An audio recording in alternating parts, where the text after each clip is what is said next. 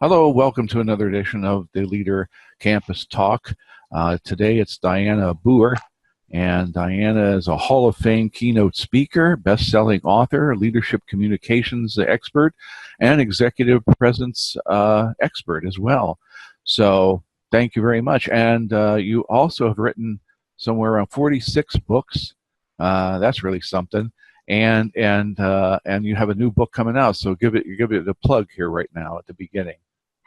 Yes, the Communicate Like a Leader, Connecting Strategically to Coach, Inspire, and Get Things Done. That's number 47 that came out just a few months ago. Wow, 47. Well, I'm still working on mine, my first one. There's something missing all those airplanes, right? Yeah, exactly. Sitting at the airport. Thanks so much for agreeing to be interviewed, and I appreciate it greatly. So let's start out with, what do you mean by executive presence? That's one of the things that you say on your website. Well, that is a vague concept. When I ask audiences what the characteristics that come to mind when they talk about executive presence, but basically you can boil it down to 4 categories. It's how someone looks, how they talk, how they think, and how they act, if you want to put it in a simplistic buckets of things. And what I mean by look, I don't mean necessarily their physical appearance, although that counts, but that's what you notice when you see someone.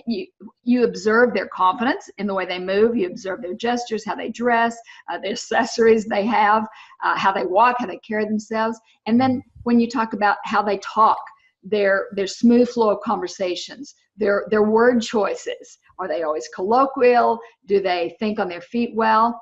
That's in that 3rd category. When something happens and someone says in a meeting, can you say a few words about X? You've seen people in meetings that just all of a sudden somebody asks for a project update and they can organize their thoughts so quickly and so easily, and you know exactly what they say. And then the other side of the coin, when somebody says, can you give us an update? And they ramble on, and you think when they get through, what did they say? Mm-hmm.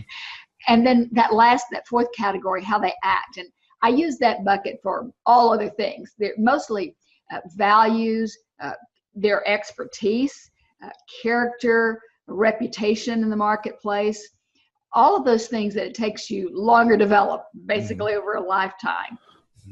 So really, executive presence encompasses all of those things. And the ones that are the easiest to observe are generally the less important, and the things that are more important, like the values and the personality traits, are harder to get your mind around, and they take longer to really ascertain about someone, and they're not very easy to observe.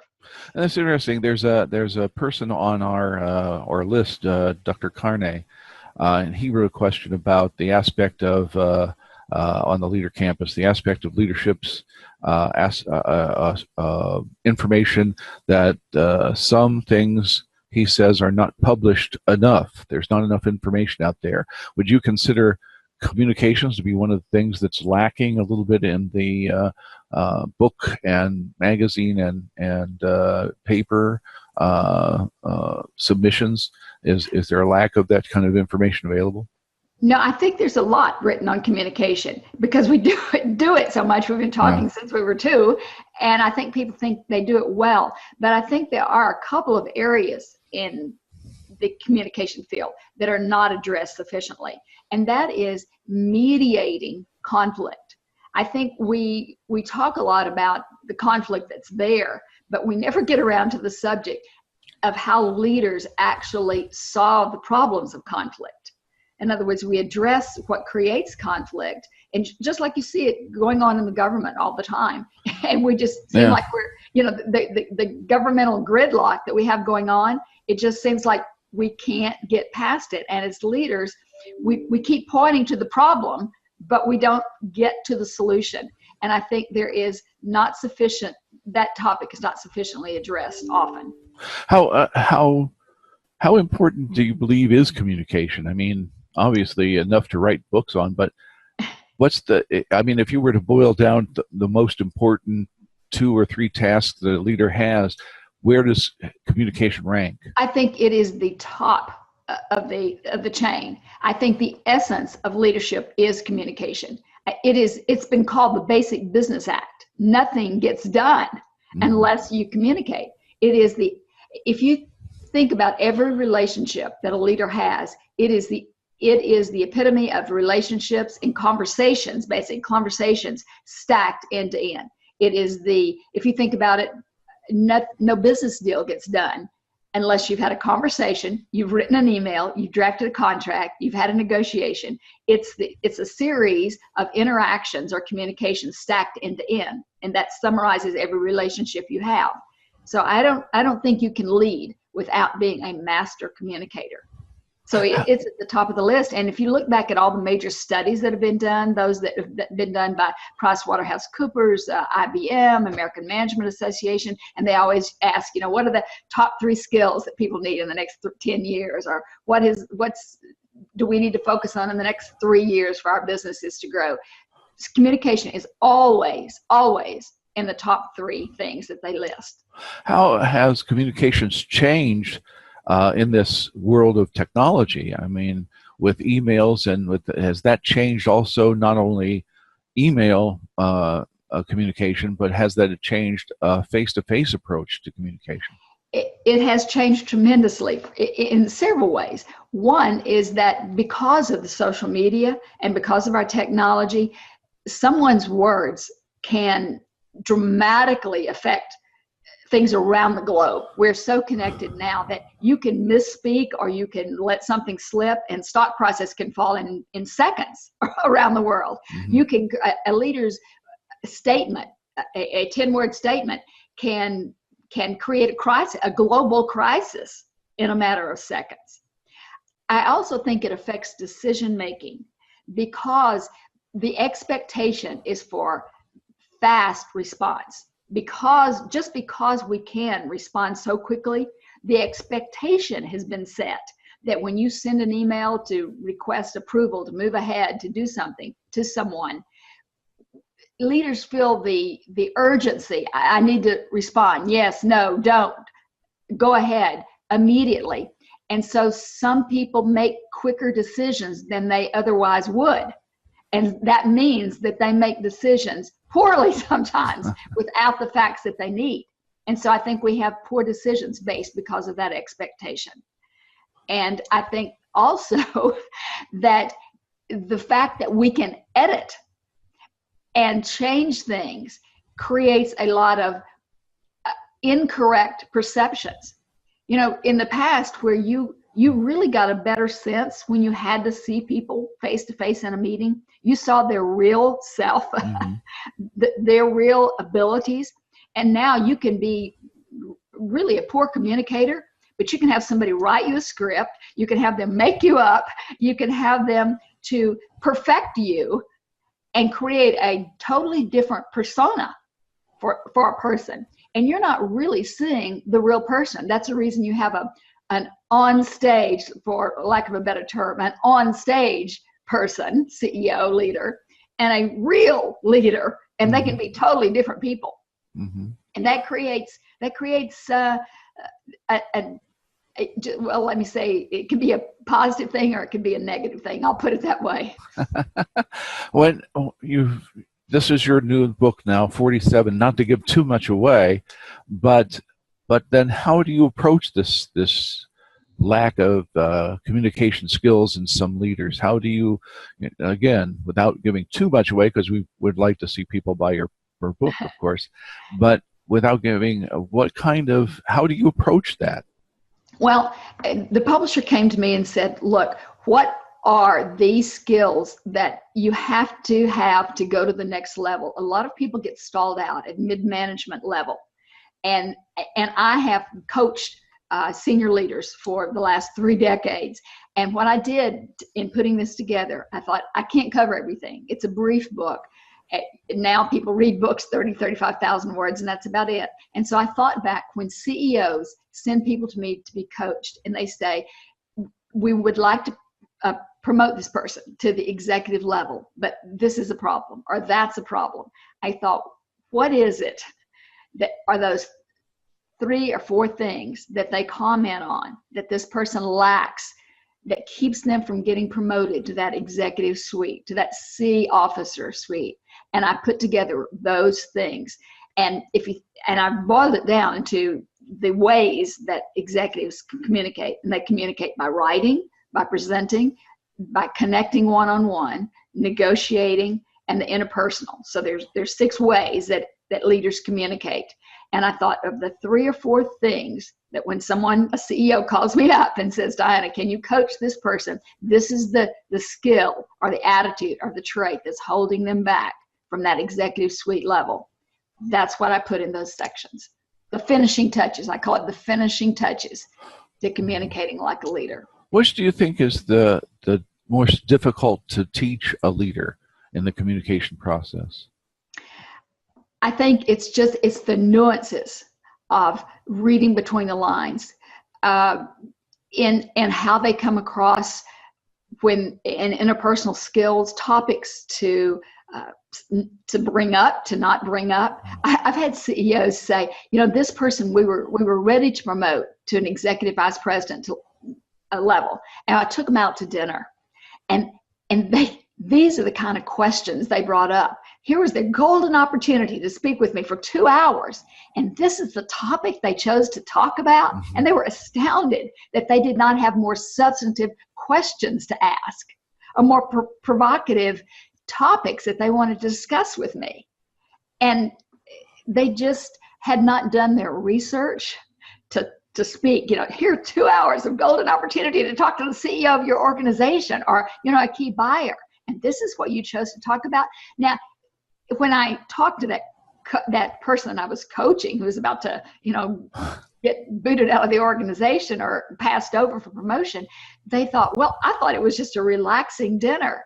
They never thought, they're just not thinking of the nuances of why did you get invited for this 2 hour? Yeah, it's just lack of perception about opportunities and provocative questions that they could have asked. It's not listening between the lines. I hope this is not too provocative a question, but it's been on my mind for several months now because of the problems with people like Kevin Spacey and the Weinstein situation, and now with the Alabama Senate Republican running for senator running into problems.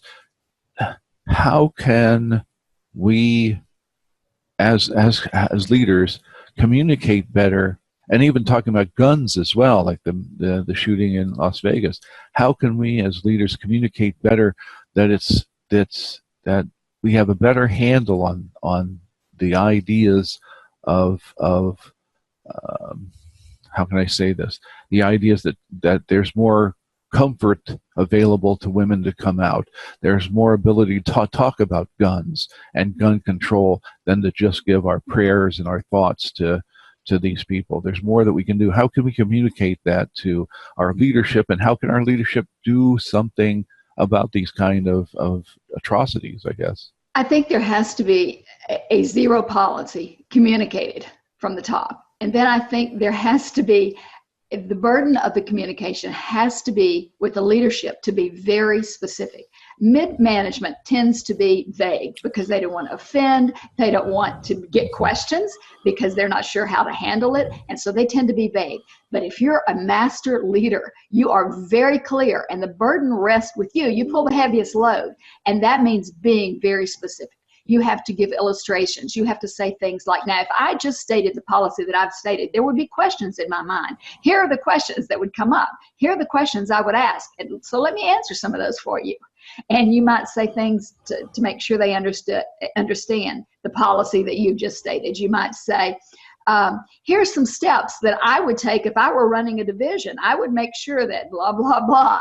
And you would say, now here's something that is not acceptable. If this happens in your department, that is not acceptable. That should be reported to HR immediately. These steps would be taken. And then you might say something like, here's our expectation. Our expectation is that this kind of behavior would not be tolerated. This person would be terminated immediately. Now, blah, blah, you would be just extremely specific in illustrations, in expectations, what is acceptable, what is not acceptable.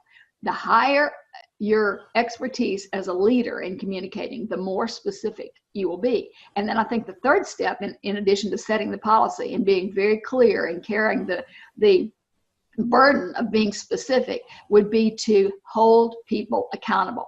We know that what gets done is, what gets rewarded, and what's held accountable is what gets done.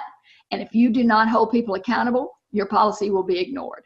And I think as a leader, if you do not set the standard of holding people accountable, it gets ignored. And I think what we see right now with people coming forward that about something that happened 8 years ago or 20 years ago, et cetera, is the fact that the policy was set and nobody was specific about it and nobody was held accountable. And once they saw it was not enforced and nobody was held accountable, the underlying meta message was, we don't really believe in this policy. We're not holding anybody accountable. And so that shuts down the communication. That creates the culture. Yes, we have this on the books. It's like a lot of policies and rules and governmental laws, laws that we have in government that we don't enforce. This is a 200-year-old law that we don't enforce. Yeah. And that's what happens in corporations. You're saying the meta message is, we have this rule or this policy, but we don't enforce it.